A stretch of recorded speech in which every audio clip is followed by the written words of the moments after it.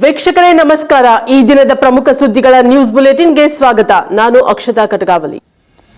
ನರಸಿಂಹರಾಜ ವಿಧಾನಸಭಾ ಕ್ಷೇತ್ರದ ಮಾಜಿ ಸಚಿವ ಹಾಗೂ ಶಾಸಕರಾದ ತನ್ವೀರ್ ಸೇಠ್ ಅವರು ನರಸಿಂಹರಾಜ ಕ್ಷೇತ್ರದಲ್ಲಿ ಸುಮಾರು 16.5 ಕೋಟಿ ವೆಚ್ಚದಲ್ಲಿ ವಿವಿಧ ರಸ್ತೆಗಳ ಅಭಿವೃದ್ಧಿಗೆ ಚಾಲನೆ ನೀಡಿ ಮಾತನಾಡಿದರು. ಬಜೆಟ್ ನಂತರ ಸಂಪುಟ ವಿಸ್ತರಣೆ ಸಾಧ್ಯತೆ ಇರುವ ಕಾರಣ ತಾವು ಸಹ ಸಚಿವರಾಗುವ ರೇಷ್ಮೆಯಲ್ಲಿ ಇರುವುದಾಗಿ ಹೇಳಿದ ತನ್ವೀರ್, ನರಸಿಂಹರಾಜ ಕ್ಷೇತ್ರದ ಮತದಾರರು ತಾವು ಸಚಿವರಾಗಲು ಬಯಸುವುದು ಸಹಜ. ಈ ಬಗ್ಗೆ ಮುಖ್ಯಮಂತ್ರಿಗಳು ಮತ್ತು ಹೈಕಮಾಂಡ್ ತೀರ್ಮಾನಕ್ಕೆ ಬದ್ಧರಾಗಿರುವುದಾಗಿ ಅವರು ಹೇಳಿದರು. ಮಾಜಿ ಮೇಯರ್ ಸಂತೋಷ ಸ್ವಾಮಿ ಎನ್ಆರ್ ಕ್ಷೇತ್ರಕ್ಕೆ ವಿಶೇಷ ಅನುದಾನ ನೀಡಿ ಎಂದು ಪತ್ರ ಬರೆದಿರುವ ಭಾಗ್ಯ ಪ್ರತಿಕ್ರಿಯಿಸಿದವರು, ಈ ಹಿಂದೆ 4 ವರ್ಷಗಳ ಕಾಲ ರಾಜ್ಯದಲ್ಲಿ ಬಿಜೆಪಿ ಆಡಳಿತ ಇತ್ತು. ಆವಾಗ ಸಂದೇಶವನ್ನ ಈ ಕ್ಷೇತ್ರಕ್ಕೆ ಕೊಟ್ಟಿದ್ದರು ಎಂದರು. ಲೆಕ್ಕ ಕೊಡಲಿ. ನಂತರ ನಾನು ನನ್ನ ಕ್ಷೇತ್ರಕ್ಕೆ ಎಷ್ಟೊಂದು ದಾನ ತಂದಿದ್ದೇನೆ ಎಂಬುದನ್ನ ಹೇಳ್ತೀನಿ ಎಂದರು. ಈ ಸಂದರ್ಭದಲ್ಲಿ ಕಾಂಗ್ರೆಸ್ ಮುಖಂಡರಾದ ಕೆಸಿ ಶೌಕತ್ ಪಾಷಾ, ಸೈಯದ್ ಇಕ್ಬಾಲ್, ಪಾಹೇನ್ ಶಾ ಅಹಮದ್, ಪ್ರದೀಪ್ ಚಂದ್ರ, ಶ್ರೀಧರ್, ಸತ್ಯರಾಜ್ ಸೇರಿದಂತೆ ಅನೇಕರು ಉಪಸ್ಥಿತರಿದ್ದರು. T S Shashikanth, NKS TV 4 news, Mysuru. Narasimharaja ಕ್ಷೇತ್ರ ವ್ಯಾಪ್ತಿಯ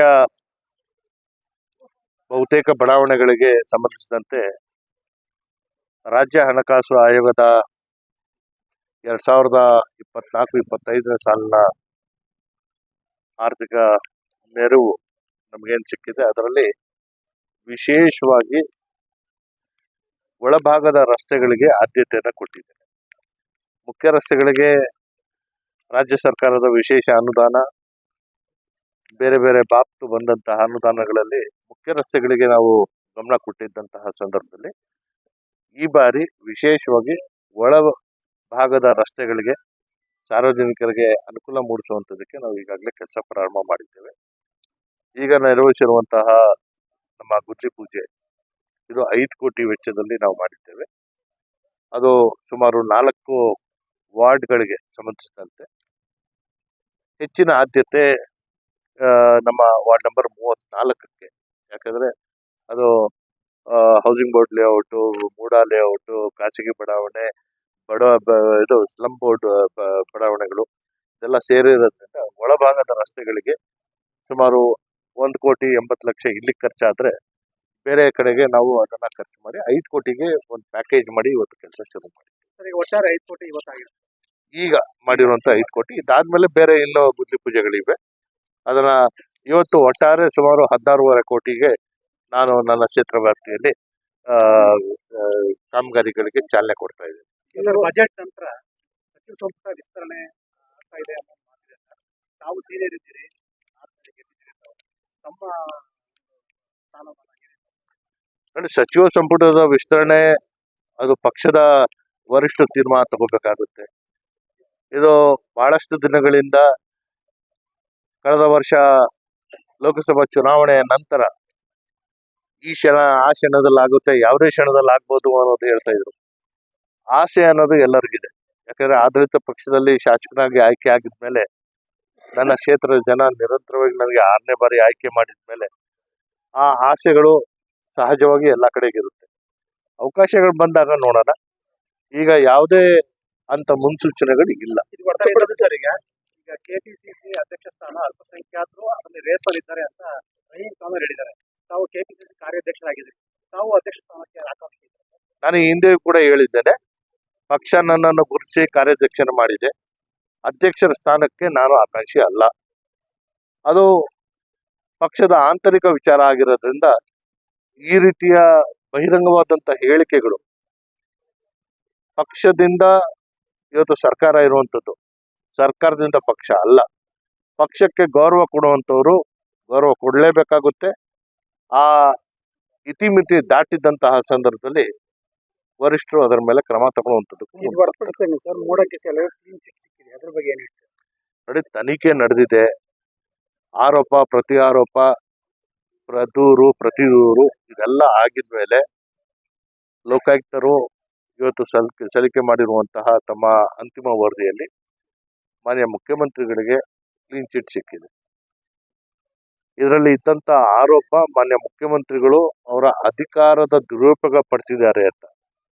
ಮಾನ್ಯ ಮುಖ್ಯಮಂತ್ರಿಗಳು ಈ ಪ್ರಕರಣಕ್ಕೆ ಸಂಬಂಧಿಸಿದಂತೆ ಯಾರಿಗೂ ಪತ್ರನೂ ಬರೆದಿಲ್ಲ ಅಥವಾ ಹಸ್ತಕ್ಷೇಪ ಮಾಡಿರಲಿಲ್ಲ. ಸೊ ಆ ಕಾರಣಕ್ಕಾಗಿ ಅವ್ರಿಗೆ ಕ್ಲೀನ್ ಚಿಟ್ ಏನು ಸಿಕ್ಕಿದೆ ಇದು ಮೊದಲೇ ನಮ್ಗೆ ಗೊತ್ತಿತ್ತು ಮುಖ್ಯಮಂತ್ರಿಗಳು ಯಾವುದೇ ಕಾರಣಕ್ಕೂ ಯಾರಿಗೂ, ನಾನು ಸ್ವತಃ 23 ವರ್ಷಗಳ ಕಾಲ ನಿರಂತರವಾಗಿ ಮೂಡಾದಲ್ಲಿ ಸದಸ್ಯರಾಗಿ ಇದ್ದೇನೆ. ಆಯ್ಕೆ ಆದಂಥ ದಿನದಿಂದ ಈವರೆಗೂ ಇದ್ದೇನೆ. ಯಾವುದೋ ಒಂದೇ ಒಂದು ಕ್ಷಣನೂ ಕೂಡ ಮುಖ್ಯಮಂತ್ರಿಗಳು ನಮ್ಗೆ ಯಾರಿಗೂ ಫೋನ್ ಮಾಡಿ ಇಂಥ ಕೇಸ್ ಇದೆ ಮಾಡಿಕೊಡ್ರಪ್ಪ ಅಂತ ಹೇಳಿಲ್ಲ.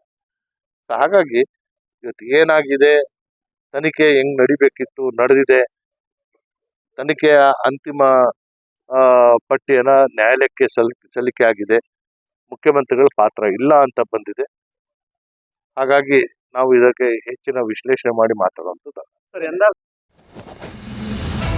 ಸ್ಥಾಯಿ ಸಮಿತಿ ರಚನೆಯಲ್ಲೇ ತನ್ನ ಸ್ಥಾನಕ್ಕೆ ಕುತ್ತು ತಂದುಕೊಂಡ ಆದ್ಯೆ ಚಂಪಕ್ಕ. ವಿರೋಧ ಪಕ್ಷದ ಸದಸ್ಯರಿಂದ ನ್ಯಾಯಾಲಯದ ಮೊರೆ ಸಾಧ್ಯತೆ. ನಗರಸಭೆ ಸೂಪರ್ ಸೇಡ್ ಆಗುವ ಸಾಧ್ಯತೆ. ರಾಣೆಬೆನ್ನೂರು ಇಲ್ಲಿ ನಗರಸಭೆಯ ಸಾಮಾನ್ಯ ಸಭೆಯಲ್ಲಿ ಸ್ಥಾಯಿ ಸಮಿತಿ ರಚನೆ ಕುರಿತು ವಿಷಯ ಬಂದಾಗ ತಮ್ಮ ಸಂಖ್ಯಾಬಲದ ಅರಿವಿಲ್ಲದೆ ವಿಷಯ ಮಂಡನೆಗೆ ಅನುಮೋದನೆ ನೀಡಿದ ನಗರಸಭೆ ಆದ್ಯೆ ಚಂಪಕ್ಕ ಬೀಸಲಹಳ್ಳಿ ಪೇಚಿಗೆ ಸಿಲುಕಿದ ಘಟನೆ ಗುರುವಾರ ನಡೆಯಿತು. ನಗರಸಭೆ ಸ್ಥಾಯಿ ಸಮಿತಿ ರಚನೆ ವಿಷಯ ಬಂದಾಗ ಆಡಳಿತ ಪಕ್ಷದ ಸದಸ್ಯ ಹುಚ್ಚಪ್ಪ ಮೆಡ್ಲೇರಿ 9 ಜನ ಸದಸ್ಯರ ಹೆಸರು ಹೇಳಿ ವಿಷಯ ಸೂಚಿಸಿದ್ರು. ಇದಕ್ಕೆ ನಿಂಗರಾಜ ಕೋಡಿಹಳ್ಳಿ ಅನುಮೋದಿಸಿದ್ರು. ಇದಕ್ಕೆ ಆಕ್ಷೇಪಣೆ ವ್ಯಕ್ತಪಡಿಸಿದ ವಿರೋಧ ಪಕ್ಷದ ಸದಸ್ಯ ಪ್ರಕಾಶ್ ಬುರುಡಿಕಟ್ಟಿ, ಈ ವಿಷಯ ಅನುಮೋದನೆಗೆ ಸಭೆಯಲ್ಲಿ ನಿಮ್ಮ ಸದಸ್ಯರ ಸಂಖ್ಯಾಬಲ ಕಡಿಮೆ ಇದ್ದು ಈ ನೂತನ ಸ್ಥಾಯಿ ಸಮಿತಿಗೆ ನಮ್ಮ ವಿರೋಧವಿದ್ದು ನಾವು ಸೇರಿ ನೂತನವಾಗಿ ಹೊಸ ಸ್ಥಾಯಿ ಸಮಿತಿ ರಚನೆ ಮಾಡುತ್ತೇವೆ ಎಂದು 9 ಜನ ಬಿಜೆಪಿ ಸದಸ್ಯರ ಹೆಸರು ಸೂಚನೆ ಕೊಟ್ಟರು. ಇದಕ್ಕೆ ಪ್ರಕಾಶ್ ಪೂಜಾರ್ ಅನುಮೋದಿಸಿದ್ರು. ಅಧ್ಯಕ್ಷರಿಂದ ನಡೆಯಿತು ನಾಟಕ. ಪ್ರಕಾಶ್ ಬುರುಡಿಕಟ್ಟಿ ಮಂಡಿಸಿ ಉಪ ಚುನಾವಣೆ ಬಳಿಕ ಆದ್ಯ ಚಂಪಕ್ಕ ಬೀಸಲಹಳ್ಳಿ ಇದನ್ನ ಮತ ಹಾಕಬೇಕಿತ್ತು ಅಥವಾ ಉಪ ಚುನಾವಣೆಯಲ್ಲಿ ಸ್ಥಾಯಿ ಸಮಿತಿ ರಚನೆ ಮಾಡಬೇಕಿತ್ತು. ಆದ್ರೆ ಅಧ್ಯಕ್ಷರು ತಮ್ಮ ಸಂಖ್ಯಾಬಲ ಕಡಿಮೆ ಇರುವುದು ಖಾತ್ರಿಯಾದ ಕೂಡಲೇ ಏಕಾಏಕಿ 3 ದಿನ ಬಿಟ್ಟು ಈ ವಿಷಯ ಚರ್ಚೆ ಮಾಡೋಣ ಎಂದ್ರು. ಇದಕ್ಕೆ ವಿರೋಧ ವ್ಯಕ್ತಪಡಿಸಿದ ಪ್ರಕಾಶ್ ಬುರುಡಿಕಟ್ಟಿ, ವಿಷಯ ಮಂಡಿಸಿದ ಬಳಿಕ ಅದನ್ನ ಮುಂದೂಡಲು ಅವಕಾಶವಿರುವುದಿಲ್ಲ, ಅಲ್ಲದೆ ಇದು ಪೌರಾಡಳಿತ ಕಾಯ್ದೆ ಪ್ರಕಾರ ಉಲ್ಲಂಘನೆ ಆಗಲಿದೆ ಎಂದು ತಿಳಿಸಿದ್ರು. ಆದ್ರೂ ಅದೇ ಚಂಪಾ ಬೀಸಲಹಳ್ಳಿ ಸಭೆಯಲ್ಲಿ ಮುಂದೂಡಿ ಹೊರನಡೆದರು. ಆಗ ಆಕ್ರೋಶಗೊಂಡ ವಿರೋಧ ಪಕ್ಷದ ಎಲ್ಲ ಸದಸ್ಯರು ಸಭೆ ಮುಂದೂಡಲು ಅವಕಾಶವಿಲ್ಲ ಎಂದು ಆಡಳಿತ ಪಕ್ಷದವರ ವಿರುದ್ಧ ಘೋಷಣೆ ಕೂಗಿದ್ರು. ನಗರಸಭೆಯ ಸರ್ ವಿಶ್ವೇಶ್ವರ ಮೀಟಿಂಗ್ ಹಾಲ್ನಲ್ಲಿ ಮಾನ್ಯ ಅಧ್ಯಕ್ಷರು ಬೆಳಗ್ಗೆ ಬಜೆಟ್ ಮೀಟಿಂಗ್ ಮಾಡಿದ್ರು. ಆ ಬಜೆಟ್ ಮೀಟಿಂಗ್ ನಮ್ಮೆಲ್ಲ ಸದಸ್ಯರು ಅವೆಲ್ಲ ಹಾಜರಾಗಿ ಏನು ಮುಂದೆ ರಾಣೆಬೆನ್ನೂರು ಅಭಿವೃದ್ಧಿಗೆ ಸಹಕರಿಸಿದ್ವಿ. ಅದೇ ರೀತಿ ಈಗೂ ಸದ್ಯ ಮೀಟಿಂಗ್ ಮಾಡಿದ್ರು. ಆ ಜನರಲ್ ಮೀಟಿಂಗ್ನಲ್ಲಿ ಸುಮಾರು 100 ವಿಷಯಗಳು ಇದ್ವು. ಆ 100 ವಿಷಯದಲ್ಲಿ 88 ವಿಷಯದವರೆಗೂ ಸರಾಗವಾಗಿ ಮೀಟಿಂಗ್ ಬಂತು. ಅವರು ನಮ್ಮ ಚರ್ಚೆ ನಡೆಯುವ ಮಟ್ಟಲ್ಲಿ 88ನೇ ವಿಷಯ ನೂತನವಾಗಿ ಸ್ಥಾಯಿ ಸಮಿತಿ ಸದಸ್ಯರನ್ನ ಆಯ್ಕೆ ಮಾಡೋ ವಿಚಾರದಲ್ಲಿ ಮಾನ್ಯ ಅಧ್ಯಕ್ಷರು ಆ ವಿಷಯನ ಮಂಡಿಸಿ ನೂತನ ಸ್ಥಾಯಿ ಸಮಿತಿ ಅವರ ಆಡಳಿತ ಪಕ್ಷದವರು ಅದನ್ನ ನೂತನ ಸ್ಥಾಯಿ ಸಮಿತಿ ಸದಸ್ಯರುಗಳ ಒಂದು 9 ಜನರ ಪಟ್ಟಿಯನ್ನು ಓದಿದ್ರು, ಅದನ್ನ ಅನುಮೋದನೆ ಮಾಡಿದ್ರು. ನಾವು ಅದನ್ನ ಇದು ಅವರಿಗೆ ಇರ್ತಕ್ಕಂಥ ಸಂಖ್ಯಾಬಲದ ಮೇಲೆ ನೂತನ ಸ್ಥಾಯಿ ಸಮಿತಿ ಸದಸ್ಯರನ್ನ ಮಾಡೋಕ್ಕಾಗಲ್ಲ. ಹಾಗಾಗಿ ನಮ್ಮ ಒಂದು ಸಂಖ್ಯಾಬಲದ ಮೇಲೆ ಸ್ಥಾಯಿ ಸಮಿತಿಯನ್ನ ನೀವು ಕನ್ಸಿಡರ್ ಮಾಡಬೇಕು. ಕೂಡಲೇ ಅದನ್ನ ನೀವು ಅದನ್ನ ನಾವು 9 ಜನ ಸದಸ್ಯರನ್ನ ಓದಿ ಹೇಳಿ ಇವ್ರನ್ನ ಅಕ್ಸೆಪ್ಟ್ ಮಾಡ್ಬೇಕಂತಂದು ಹೇಳಿದಾಗ ಅವ್ರ ಸಂಖ್ಯಾಬಲವನ್ನು ಎಣಿಸ್ಕೊಂಡು ಅವ್ರು ಯಾವಾಗ ಸಂಖ್ಯಾಬಲ ಇಲ್ಲ ಅಂತಂದು ಗೊತ್ತಾಯ್ತು, ನಮ್ಮ ಉಪಸೂಚನೆಯನ್ನ ಮತಕರ ಹಾಕ್ಬೇಕು, ಇಲ್ಲ ಅದನ್ನ ಅಕ್ಸೆಪ್ಟ್ ಮಾಡ್ಬೇಕು. ಆದ್ರೆ ಅವ್ರು ಎರಡೂ ಮಾಡಲಿಲ್ಲ, ಮೀಟಿಂಗ್ ಅನ್ನ ಮುಂದೂಡಿದ್ವಿ ಅಂತಂದು ಹಾಕಿದ್ರು. ಅಂದ್ರೆ ಅವ್ರ ಸಂಖ್ಯಾಬಲ ಇಲ್ಲದಕ್ಕ ಅಂದ್ರೆ ಇದು ಏನ್ ತೋರಿಸ್ತೈತಿ ಅಂದ್ರ ಸಂವಿಧಾನವನ್ನ ಧಿಕ್ಕರಿಸೋದಲ್ದ ಅದನ್ನ ಕಗ್ಗೊಲೆ ಮಾಡೋಂತ ಒಂದು ಹುನ್ನಾರ ನಡೆದತಿ. ಈಗಿನ ಒಂದು ನೂತನ ಅಧ್ಯಕ್ಷರದು ಮತ್ತು ಅವರ ಒಂದು ಸದಸ್ಯರ ಮಂಡಳಿದು. ಹಾಗಾಗಿ ನಾವು ಇದನ್ನ ಕೂಡಲೇ ಹೈಕೋರ್ಟ್ಗೆ ಹಾಕಿ ಅದನ್ನ ಏನು ಅದರಿಂದ ನಾವು ಏನ್ ನ್ಯಾಯ ದೊರಕಿಸಬೇಕು ಅದನ್ನ ನ್ಯಾಯ ದೊರಕಿಸಬೇಕು ಅಂತಂದು ನಾವು ತೀರ್ಮಾನ ಮಾಡಿದ್ದೀವಿ. ಹಾಗಾಗಿ ಆ ನೂತನ ಸದಸ್ಯರನ್ನ ಏನು ನೂತನವಾಗಿ ಅಧ್ಯಕ್ಷರೇನು ತಪ್ಪು ಮಾಡಿದಾರ ಆ ತಪ್ಪನ್ನ ನಾವು ಪೌರಾಯುಕ್ತರಿಗೆ ಕೇಳಿದ್ರೆ ನನಗೇನು ಗೊತ್ತಿಲ್ಲ. ನಾನು ಮೀಟಿಂಗ್ ಅಲ್ಲಿ ಒಬ್ಬ ಅವರು ಅಧ್ಯಕ್ಷರೇನು ಹೇಳ್ತಾರೆ ಅದಕ್ಕೆ ನಿರ್ಣಯಕ್ಕೆ ನಾನು ಬದ್ಧವಾಗಿರ್ಬೇಕು. ಅವ್ರ ಮೀಟಿಂಗ್ ಮುಂದೂಡ್ಬೇಕಾದ್ರ ಮೀಟಿಂಗ್ ಅನ್ನ ಅವರು ಇದನ್ನ ವಿಷಯನ್ನ ಮಂಡನೆ ಮಾಡಬಾರ್ದತ್ತು. ಮಂಡನೆ ಮಾಡ್ಯಾರ. ಮಂಡನೆ ಮಾಡಿ ಮೇಲೆ ಅದನ್ನ ಪೂರಾಗಡಿ ಮಾಡ್ಬೇಕು. ಪೂರಾಗಡಿ ಮಾಡಿ ಮೇಲೆ ಮುಂದೂಡಲಿ. ಅದನ್ನ ಅರ್ಧಂಬರ್ಧ ಮಾಡಿ ಅವ್ರು ಕೋರಂ ಇಲ್ಲ ಅನ್ನೋತಲೇ ಮುಂದೂಡೋದು ಇದು ಎಷ್ಟು ಸಮಂಜಸ ಅಂತಂದೇಳಿ ನಾವು ಈ ಮೂಲಕ ನಾನು ತಿಳ್ಸಕ್ಕೆ ಇಷ್ಟಪಡ್ತೀನಿ. ಅಂತಂದೇಳಿ ನಾನು ಮಾತು ಮುಗಿಸ್ತೇನೆ. ಇವತ್ತು ದಿವಸ ಬೆಳಗ್ಗೆದ್ದ 11 ಗಂಟೆಗೆ ಆಯವ್ಯಯ ಮಂಡಿಸಿದ್ವಿ. ನಾವೆಲ್ಲರೂ ಸರ್ವಾನುಮತದಿಂದ ಊರ ಅಭಿವೃದ್ಧಿಗೋಸ್ಕರ ಆ ಒಂದು ಬಜೆಟ್ ಪಾಸ್ ಮಾಡಿದ ನಂತರ ಊಟ ಮಾಡಿ 2 ಗಂಟೆಗೆ ಸಭೆ ಸೇರಿದ್ವಿ. ಆ ಸಭೆಯಲ್ಲಿ ಸಾರ್ವಜನಿಕ ಹಿತದೃಷ್ಟಿಯಿಂದ ಅಭಿವೃದ್ಧಿ ಕೆಲಸಕ್ಕೆ 87 ವಿಷಯಗಳನ್ನು ನಾವೆಲ್ಲ ಸೇರಿ ಪಾಸ್ ಮಾಡಿದ್ವಿ. ತದನಂತರ ಇರ್ತಕ್ಕಂಥ 88ನೇ ವಿಷಯ ಸ್ಥಾಯಿ ಸಮಿತಿ ರಚನೆ ಮಾಡ್ತಕ್ಕಂಥ ವಿಷಯ ಇತ್ತು. ಆ ವಿಷಯದಲ್ಲಿ ಸಂಬಂಧಪಟ್ಟ ಅಧ್ಯಕ್ಷರು ತಮ್ಮ ಸಂಖ್ಯೆಯನ್ನು ನೋಡಿದೆ ವಿಷಯವನ್ನು ಮಂಡಿಸರು. ಆ ವಿಷಯದಲ್ಲಿ ಮಂಡಿಸಿ ಮತ್ತು ಅವರು ಸೂಚಕರು ಮತ್ತು ಅನುಮತಿ ಎರಡು ಪಡೆದು ತದನಂತರ ಅವರ ಸಂಖ್ಯೆ ಕಡಿಮೆ ಇದ್ದಾಗ ನಾವು ನಮ್ಮದಾದ ಒಂದು ಸಂಖ್ಯೆ ಕೊಟ್ಟು ನಮ್ಮ ಸಾಹಿತ್ಯ ಸಮಿತಿ ರಚನೆ ಮಾಡಬೇಕಂತೇಳಿ ನಾವು ಕೋರಿದಾಗ ಅದನ್ನು ತಿರಸ್ಕಾರ ಮಾಡಿ ಮತ್ತು ಉಪಸಚಿವರನ್ನು ನಮ್ಮಂತ ಅದು ತಿರಸ್ಕಾರ ಮಾಡಿ ಅವ್ರ ನಡುವೆ ಎದ್ದು ಸಂವಿಧಾನಕ್ಕೆ ಉಲ್ಲಂಘನೆ ಮಾಡುವ ಜೊತೆಯಲ್ಲಿ ಮುನ್ಸಿಪಾಲಿಟಿ ಒಂದು ಕಾಯ್ದೆಯನ್ನು ಉಲ್ಲಂಘನೆ ಮಾಡಿದ್ದಾರೆ. ಅವರಿಗೆ ನಾವು ಜಿಲ್ಲಾಧಿಕಾರಿ ಮುಖಾಂತರ ಮತ್ತು ಸಂಬಂಧಪಟ್ಟ ಉಚ್ಚ ನ್ಯಾಯಾಲಯಕ್ಕೆ ಮತ್ತು ಶ್ರೇಷ್ಠ ನ್ಯಾಯಾಲಯಕ್ಕೆ ನಾವು ಹೋಗ್ತೇವೆ ಅಂತೇಳಿ ಎಲ್ಲ ಸದಸ್ಯರು ಒಕ್ಕೂರಲಿಂದ ಒಂದು ಈ ವಿಷಯವನ್ನು ಮಂಡಿಸ್ತಾ ಇದ್ವಿ. ಏನು ಈ ದಿನ ಬೆಳಗ್ಗೆಯಿಂದ 9 ಗಂಟೆಯಿಂದ ಬಜೆಟ್ ಮೀಟಿಂಗ್ ಆಯಿತು. ಆಮೇಲೆ 2 ಗಂಟೆಯಿಂದ ಸಾಮಾನ್ಯ ಸಭೆ ಶುರುವಾಯಿತು. ಪ್ರತಿಯೊಂದು ವಿಷಯನೂ ನಾವು ಚರ್ಚೆ ಮಾಡಿದ್ವಿ. ಪ್ರತಿಯೊಂದು ವಿಷಯ ಚರ್ಚೆ ಮಾಡಬೇಕಾದ್ರೂ ಸಹಿತ ಅವ್ರು ನಮಗೆ ಚರ್ಚೆ ಮಾಡಿಕೊಟ್ಟಿಲ್ಲ ಅಂದರೂ ನಾವು ಬಿಟ್ಟಿಲ್ಲ, ಚರ್ಚೆ ಮಾಡಿದ್ದೀವಿ. 88ನೇ ವಿಷಯ ಬಂದಾಗ ಹೆಚ್ಚು ಕಮ್ಮಿ 6:30-7 ಗಂಟೆ ಆಗ್ಬರುತ್ತೆ. ಆ ಟೈಮ್ನಲ್ಲಿ ಅವ್ರ ಸದಸ್ಯರುಗಳು ಇರಲಿಲ್ಲ. ಅದನ್ನು ನೋಡ್ದಂಗೆ ಆ ವಿಷಯನ ಅವ್ರು ಮಂಡಿಸಿದ ಮೇಲೆ ನಾವು ಅದಕ್ಕೆ ಉಪಸೂಚನೆ ಕೊಟ್ವಿ. ನಮ್ಮದು ಒಂದು ಕಮಿಟಿ ತೋರಿಸಿ ಉಪಸೂಚನೆ ಕೊಟ್ಟರೆ ಉಪಸೂಚನೆ ನೋಡಿ ಸಹಿತ ಈ ವಿಷಯ ಮುಂದೂಡ್ತೀವಿ ಅಂತ ಅಧ್ಯಕ್ಷರು ಎದ್ದು ಹೋದ್ರು. ಉಪಸೂಚನೆ ಕೊಟ್ಟ ಮೇಲೆ ಅದೇನು ಅಂತ ತೀರ್ಮಾನ ಆಗಬೇಕು. ಒಂದು ಉಪಸೂಚನೆಗೆ ಮತ ಹಾಕ್ಬೇಕು, ಇಲ್ಲ ಉಪಸೂಚನೆ ತಗೊಂಡು ನಮ್ದು ಏನೈತಿ ನಾವು ಮಾಡಿಸ್ಬೇಕು. ಆದ್ರೆ ಮಾಡಲಿಲ್ಲ, ಎರಡು ಮಾಡಲಿಲ್ಲ. ಇದು ತಪ್ಪು. ಪೌರಾಯುಕ್ತರು ಇದಕ್ಕೆ ಸಮರ್ಥನೆ ಮಾಡ್ಕೊಂಡಿದ್ದಾರೆ. ಹಾಗಾಗಿ ಮುಂದಿನ ಯಾವ ರೀತಿ ಇದೆ ಆ ರೀತಿ ತಗೊಂಡು ಸಂಬಂಧಪಟ್ಟ ಎಲ್ಲ ಅಧಿಕಾರಿಗಳು ಸಹಿತ ಇದಕ್ಕೆ ಸಾಕ್ಷಿಯಾಗಿದ್ದು ಎಲ್ಲ 35 ಜನ ಮೆಂಬರ್ಸು ಇದಕ್ಕೆ ಹೊಣೆಗಾರರೇ ಆಗ್ತಾರೆ. ಹಾಗಾಗಿ ನಾವು ಕೋರ್ಟ್ ಮುಖಾಂತರ ಇದಕ್ಕೆ ಏನು ಬೇಕು ಉತ್ತರ ತಗೊಂತೀವಿ.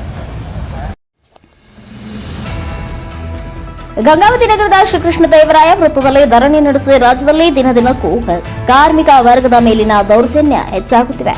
ಕಾರ್ಮಿಕರ ಹೋರಾಟದ ಫಲವಾಗಿ ಅಸ್ತಿತ್ವಕ್ಕೆ ಬಂದ ಕಾರ್ಮಿಕ ಕಾನೂನುಗಳ ಬದಲಾವಣೆಗೆ ಕೇಂದ್ರ ಸರ್ಕಾರ ವಿಭಿನ್ನ ದಾರಿಯಲ್ಲಿ ಹೊರಟಿದೆ. ರಾಜ್ಯ ಸರ್ಕಾರಗಳು ಈ ಕಾನೂನು ಬದಲಾವಣೆಯಲ್ಲಿ ತೊಡಗಿವೆ. ಬಿಜೆಪಿ ಅಧಿಕಾರದಲ್ಲಿರುವ ರಾಜ್ಯದಲ್ಲಿ ಹಲವಾರು ಕಾನೂನುಗಳನ್ನು ಈಗಾಗಲೇ ಬದಲಾಯಿಸಲಾಗಿದೆ. ಉಳಿದ ರಾಜ್ಯಗಳು ಇದಕ್ಕೆ ಹೊರತಾಗಿಲ್ಲ. ಆತಂಕದ ಸಂಗತಿ ಎಂದರೆ ಹಾಲಿ ಕಾರ್ಮಿಕ ಕಾನೂನುಗಳನ್ನು ನೇರವಾಗಿ ಉಲ್ಲಂಘಿಸಿ ಕಾರ್ಪೊರೇಟರ್ ಬಂಡವಾಳಕ್ಕೆ ಹಾಗೂ ಗುತ್ತಿಗೆ ಕಾರ್ಮಿಕ ಪದ್ಧತಿ ಹೆಚ್ಚು ಉತ್ತೇಜನ ನೀಡಲಾಗುತ್ತದೆ. ದೇಶದಲ್ಲಿ 90% ಕಾರ್ಮಿಕರು ಕನಿಷ್ಠ ವೇತನ ಹಾಗೂ ಉದ್ಯೋಗ ಭದ್ರತೆ ಮತ್ತು ಸಾಮಾಜಿಕ ಭದ್ರತೆಯಿಂದ ವಂಚಿತರಾಗಿದ್ದಾರೆ ಎಂದು ಎಐಸಿಸಿಟಿಯು ಜಿಲ್ಲಾಧ್ಯಕ್ಷರಾದ ವಿಜಯ ದೊರೆರಾಜು ಆಕ್ರೋಶ ವ್ಯಕ್ತಪಡಿಸಿದ್ದಾರೆ. ತಹಸೀಲ್ದಾರರ ಮೂಲಕ ರಾಜ್ಯ ಸರ್ಕಾರಕ್ಕೆ ಮನವಿ ಸಲ್ಲಿಸಿ ಮಾತನಾಡಿದರು. ಈ ಸಂದರ್ಭದಲ್ಲಿ ಕಾರ್ಮಿಕ ಹಿರಿಯ ಮುಖಂಡರಾದ ಭಾರದ್ವಾಜ್, ಸಣ್ಣ ಹನುಮಂತಪ್ಪ, ಹುಲಿ ಹೈದರ್, ಬೀದಿ ವ್ಯಾಪಾರಸ್ಥರ ಸಂಘದ ಸಯ್ಯದ್ ಬರ್ಹಾನುದ್ದೀನ್, ಪೌರ ಕಾರ್ಮಿಕ ಮುಖಂಡರಾದ ಪರಶುರಾಮ್, ಕೇಶವ್ ನಾಯಕ, ಬಾಬರ್, ರಮೇಶ್ ಕೆ, ಕನಕಪ್ಪ ನಾಯಕ್ ಸೇರಿದಂತೆ ಇನ್ನು ಅನೇಕರು ಉಪಸ್ಥಿತರಿದ್ದರು. Sharanappa, NKS TV4 news, Gangavathi. ಮನವಿ ಮಾಡಿಕೊಳ್ಳುತ್ತೇನೆ. ಇದೇ ರೀತಿಯಾಗಿ ನಮ್ಮ ಕಟ್ಟಡ ಕಾರ್ಮಿಕರನ್ನ ನಮ್ಮ ಗಂಗಾವತಿಯ ಅಧಿಕಾರಿಗಳಿಗೆ ಒಂದು ಮನವಿ ಹೇಳಬೇಕು ಇಷ್ಟಪಡುತ್ತೇನೆ. ಅವರು ರಿನ್ಯೂವಲ್ ಕಾರ್ಡ್ಗಳನ್ನು ಬಹಳ ರಿಜೆಕ್ಟ್ ಮಾಡ್ತಿದ್ದಾರೆ. ರಿನ್ಯೂವಲ್ ಆಗಿರ್ಬೋದು, ಆಮೇಲೆ ಹೊಸ ಕಾರ್ಡ್ ಆಗಿರ್ಬೋದು, ಬಹಳ ರಿಜೆಕ್ಟ್ ಮಾಡ್ತಿದ್ದಾರೆ. ಅದೇ ರೀತಿಯಾಗಿ ಈ ತರ ರಿಜೆಕ್ಟ್ ಮಾಡಿದ್ರೆ ತಾವೆಲ್ಲರೂ ಪರಿಶೀಲನೆ ಮಾಡಿ ಅದಕ್ಕೆ ನೀವು ಅಪ್ರೂವ್ ಮಾಡಿ ಕೊಡಬೇಕಾಗಿ ಅಂತ ಈ ಮೂಲಕ ಕೇಳಿಕೊಳ್ತೇನೆ. ಇಲ್ಲಿ ಮಾತಾಡಕ್ಕೆ ನನಗೆ ಅವಕಾಶ ಮಾಡಿಕೊಟ್ಟಂತಹ ಎಲ್ಲ ನಾಯಕರಿಗೆ ನಾನು ಧನ್ಯವಾದಗಳು ತಿಳಿಸ್ತೇನೆ. ಜೈ ಹಿಂದ್, ಜೈ ಲಾಲ್ ಸರಾಫ್. ಅಲ್ಲಿ ಹೋದ್ರೆ ಹೆಂಗಾಗತ್ರಿ ಅಣ್ಣ, ನೋಡ್ರಿ ನೀವೆಲ್ಲ ಇಲ್ಲಿ ಹೋದ್ರೆ ಹೆಂಗಾಗತ್ರಿ. ನೀವು ಇಲ್ಲಿ ಅಂದ್ರ ಎಲ್ಲಿ ಇರೋದನ್ನ ಒಂದು ಸೈಡ್ ಸಾಕ್ಷಿ ಇರೋದು ಕಲ್ತಾರಿ ನೀವು. ಅದೇ ನಮ್ಗೆ ಇಲ್ಲಿ ಏನೋ ನಡೆಯಲ್ಲ ಅಂತ ಅನ್ಬಾಡ್ರಿ ನೀವು. ನಮ್ಮ ಮಕ್ಕಳು ಮರಿ ಒಂದು 7-8 ಮಕ್ಕಳು ಮರಿ ಅದಾವು. ಇದು ಹೋಗಿ ಮಾತಾಡಕ ನಿಮ್ಗೇನು ಇದು ಆಗತ್ತನ್ರಿ ಅಣ್ಣಾರ. ನಾವು ಸೈಡ್ ಸಾಕ್ತೀವಲ್ಲ, ನಾವು ಸರ್ಕ ನಾವು ಇದನ್ನ ಮಾಡೋದು ಮಾರೋದು. ಅಲ್ಲಿವರೆಗೆ ಮಾರೋಲ್ಲ ನಾವು. ಸೈಡ್ ಸರ್ಕಂತೀವಿ. ಪೊಲೀಸರಿಗೆ ಹೇಳ್ರಿ, ಅವ್ರಿಗೆ ಹೇಳ್ರಿ, ಎಲ್ಲರಿಗೂ ಹೇಳ್ರಿ. ನಾವು ಸೈಡಾಗಿರೋದು. ನಮ್ಗೆ ಏನಾರ ಮಕ್ಕಳು ಮರಿ ಎಲ್ಲರೂ ಅದಾರ. ಓಸರನ್ನ ಸಾಕಾಕ ಹೆಂಗ ಈಗ ಗುಟ್ಟು ಕಪ್ಪು ಎಲ್ಲ ತಗೊಂಬಂತೀವಿ. ಅದು ಓಟು ಅಡ್ಜಸ್ಟ್ ಮಾಡಕ್ಕೆ ಯಾರು ಮಾಡ್ತಾರೆ? ಒಬ್ಬೊಬ್ಬರಿಗೆ ಒಂದೊಂದು ಸಲ 3,000 4,000 ಇದ್ರಂಗೆ ಮಾಡ್ಬೇಕು ನಾವು. ಅದು ಅದ್ರಂದ್ರೆ ಏನೈತ್ರಿ ನಮ್ಮದು ಇಲ್ಲಿ ನೀವು ಅಲ್ಲಿ ಹೋಗ್ರಿ ಗುಂಡನ್ ಕ್ಯಾಂಪ್ ಹೋಗ್ರಿ ಅಲ್ಲಿ ಹೋಗ್ರಿ ಅಂದ್ರೆ ಎಲ್ಲಿಂದ ಮಾಡಣ್ರಿ ನಾವು ನೀವು ಇಲ್ಲೇ ಮಾಡೋದು ಎಲ್ಲಾರ ಸೈಡ್ ಸರ್ಕೊಂಡು ಕುಂದ್ರಮ್ಮ ಅನ್ನೋದು ಅಷ್ಟ ಕಲೀರಿ ನೀವು ಹಾಂ ಯಾರ್ಯಾರು ಜಗತ್ತ ಸೈಡ್ ಸರ್ಕೊಂಡು ಕುಂದ್ರಣ್ಣ ನಾವೇನೋ ಅದನ್ನೆಲ್ಲ ಬೇಡ ಅಂತ ಈ ವ್ಯಾಪಾರ ಅಂಬೋದು ಬೀಜಾಗ ಆಗೋ ವ್ಯಾಪಾರ ಮಾರ್ಕೆಟ್ಗಳಾಗ ಆಗೋದಲ್ಲ ಈಗ ಸಿಟಿ ಮಾರ್ಕೆಟ್ ಕಟ್ಟಿ ಅಲ್ಲಿ ಹೋಗಿ ಅಂಬೋದು ತಪ್ಪು ಸರ್ಕಾರದ ತಪ್ಪು ನೀತಿ. ನಾವು ಯಾರು ಅಲ್ಲಿ ಹೋಗೋದಲ್ಲ ಬೀಜಾಗ ಕುಂತು ವ್ಯಾಪಾರ ಮಾಡ್ತೀವಿ ಅವ್ರು ಏನು ಮಾಡ್ತಾರೆ ಮಾಡಿ ನಾವು ಅದು ಅನುಭವಿಸ್ತೀವಿ. ನಾವು ಬೀಜ ವ್ಯಾಪಾರ ಕೇಳ್ತೀವಿ ಬೀಜ ವ್ಯಾಪಾರಗಳು ಬೀಜಾರ ಒಂದು ವ್ಯಾಪಾರ ಆಗಿ ಮಾತಾಡ್ತೀವಿ ಅಂತ ದಯವಿಟ್ಟು ನಮಗೆ ಲೈಸೆನ್ಸನ್ನು ರಿನ್ಯೂವಲ್ ಮಾಡಿಕೊಡ್ಬೇಕು. ಭಾಳಷ್ಟು ಜನ ಲೈಸೆನ್ಸ್ ಇಲ್ಲ, ಬೀದಿ ವ್ಯಾಪಾರ ಲೈಸೆನ್ಸ್ ಇಲ್ಲ, ಕಾರ್ಡ್ ಇಲ್ಲ, ಆಮೇಲೆ ಅವ್ರಿಗೆ ಇನ್ಶೂರೆನ್ಸ್ ಇಲ್ಲ. ನಮ್ಮ ಜಲ್ಲಿ ಏನಾದ್ರು ಸತ್ರ ಯಾರು ಕೇಳೋರಲ್ಲ, ಜಲ್ಲಿ ಯಾರೋ ನಾವು ಸತ್ರ ನಮ್ಗೆ ಯಾರು ಹೇಳೋರು ಕೇಳೋರಲ್ಲ. ಇವಾಗ ಇಲ್ಲೇ ಗಾಂಧಿ ಚೌಕ್ನಾಗ ಆಗಲಿ ಸಿಟಿ ಬಾರ್ಕಲ್ಲಿ ಇಲ್ಲಿ ಬಜಾರೊಳಗೆ ವ್ಯಾಪಾರ ಆಗ್ತಾ ಇಲ್ಲ, ಅಲ್ಲಿ ಗುಂಡಮ್ಮ ಕ್ಯಾಂಪ್ನಾಗ ಹಾಕಿದ್ರೆ ವ್ಯಾಪಾರ ಎಲ್ಲಿ ಆಗತ್ತಾ? ಆಮೇಲೆ ನಮ್ಮದು ವಾರ ವಾರ ಗುಂಪು ಕಟ್ಟಿರ್ತಾವೆ, ಭಾಳಷ್ಟು ಜನ ಸಾಲ ಮಾಡ್ಕೊಂಡಾರ. ಪ್ರತಿಯೊಬ್ಬರು 500-400 ರೂಪಾಯಿ ದುಡ್ದು ಮನೆ ನಡೆಸಬೇಕು. ಇಂಥದ್ರಾಗ ಅವರು ನಾವು ಅಲ್ಲಿ ಹೋಗಿ ಇಲ್ಲಿ ಹೋಗಿ ಅಂದರೆ ನಮ್ಮದು ಕಚ್ಚಾ ವ್ಯಾಪಾರ. ನಾವು ಇದಕ್ಕಿಂತ ಮುಂಚೆ ನಾವು 2022ರಲ್ಲಿ ಇದೇ ಥರ ಹೋರಾಟ ಆಗಿತ್ತು, ಇದೇ ಥರ ಮಾಡಿದ್ರು. ಅರವಿಂದ್ ಜಮಖಂಡಿ ಸಾಹೇಬ್ರು ಇದ್ರು ಆ ಟೈಮ್ನಾಗ. ಇವಾಗ ಅರವಿಂದ್ ಜಮಖಂಡಿ ಸಾಹೇಬ್ರ ಗಮನಕ್ಕೆ ನಾವು ತಂದಿದ್ದೀವಿ. ಗಂಗಾವತಿ ದಿನ ದಿನ ಬೆಳೀತಾ ಇದೆ, 2,10,000 ವೋಟಿಂಗ್ ಪಾಪ್ಯುಲೇಷನ್ ಇದೆ. ಇಲ್ಲಿ ಅವರು ನಮ್ಮ ಸಮಿತಿ ಬಗ್ಗೆ ಒಂದು ವೆಂಡಿಂಗ್ ಕಮಿಟಿ ಮಾಡಿದ್ರು. ವೆಂಡಿಂಗ್ ಕಮಿಟಿಯವರು ಅಲ್ಲಿ ಏನು ಡಿಸ್ಕಸ್ ಮಾಡೋದ್ರ ಬಗ್ಗೆ ನಮ್ಮ ಮಾಹಿತಿ ಕೊಟ್ಟಿಲ್ಲ ಅವರು. ನಮ್ಮ AICCT ಒಳಗೆ ಬೀದಿ ವ್ಯಾಪಾರಸ್ಥರಿಗೆ ಅವ್ರು ಅಲ್ಲಿ ಏನು ಅವ್ರ ಪ್ರಸ್ತಾವನೆಗಳು ಏನೇನು ಮಾಡಿದ್ದಾರೆ ಅಂತ ಅದ್ರ ಬಗ್ಗೆ ನಮ್ಮ ಗಮನಕ್ಕಿಲ್ಲ. ದಯವಿಟ್ಟು ನಾವೇನು ಗಮನಕ್ಕೆ ನಮ್ಮ ಎಲ್ಲ ಬೀದಿ ವ್ಯಾಪಾರಸ್ಥರ ಗಮನಕ್ಕೆ ತರಬೇಕು. ಯಾವುದೇ ಸ್ಥಳಾಂತರ ಮಾಡಬೇಕಾದ್ರೆ 1 ತಿಂಗಳ ಮುಂಚೆ ನಮಗೆ ನೋಟಿಸ್ ಕೊಡಬೇಕು. 30 ದಿನ ನಮಗೆ ನೋಟಿಸ್ ಕೊಡಬೇಕು. 30 ದಿನ ಆದ ನಂತರ ನಮಗೆ ಇರ್ತಕ್ಕಂಥ ಸ್ಥಳವನ್ನು ಅದು ಯಾವ ಸ್ಥಳಕ್ಕೆ ಘೋಷಣೆ ಮಾಡ್ಬೇಕಂತ ಹೇಳ್ಬೇಕದು. ಆಮೇಲೆ ಪ್ರತಿಯೊಬ್ಬರು ನಮ್ದು ಏನಾದರೂ ಇವತ್ತು ಮಾಲ್ ಜಪ್ತಿ ಮಾಡಿದ್ರೆ ಆ ಮಾಲ್ನ ಸಾಯಂಕಾಲ ಒಳಗೆ ವಾಪಸ್ ಕೊಡಬೇಕು ಅವರು. ಇದು ಕಾನೂನಿನ ಇರೋದು. ಆಮೇಲೆ ನಮಗೆ ಮೈಕ್ರೋ ಫೈನಾನ್ಸ್ನಿಂದ ಲೋನ್ ಕೊಡ್ತಾಯಿದ್ದಾರೆ 10,000 20,000. ಇವರು ಮುನ್ಸಿಪಾಲ್ಟಿಯವರು ರೆಕಮೆಂಡ್ ಮಾಡ್ತಾರೆ ನಮಗೆ 10,000 ರೂಪಾಯಿ ಲೋನ್ ಕೊಡ್ರಿ, 20,000 ರೂಪಾಯಿ ಲೋನ್ ಕೊಡ್ರಿ ಅಂತ.